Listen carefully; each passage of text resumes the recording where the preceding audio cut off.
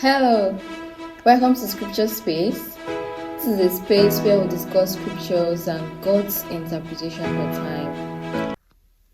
We'll be discussing the book of James chapter 4 verse 10, and I believe that one way or the other would learn one or two things. The book of James chapter 4 verse 10 says, "Humble yourself before the Lord and he will lift you up."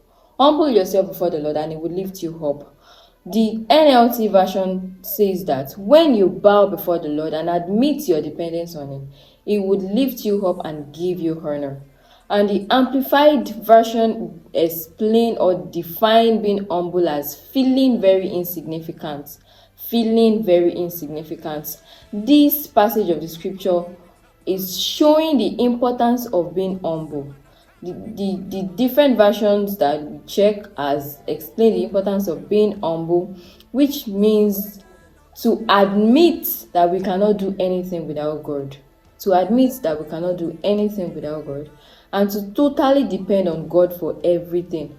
The book of Jeremiah chapter 32 verse 29 also talks more about that. Is there anything too hard for God to do? Nothing is too hard for God to do. So when we have realized that nothing is too hard for God to do, and the scripture has also confirmed that nothing is too hard for God to do, we should just depend on him and release everything unto God, because we believe that he is capable of doing everything. When we feel so insignificant and we allow God to make us significant, there is no way pride can set in, because God is the one who will elevate himself through us. He's the one that would, make us significant. When we have this at the back of our mind, it becomes a lifestyle for us, and God himself will elevate and honor us.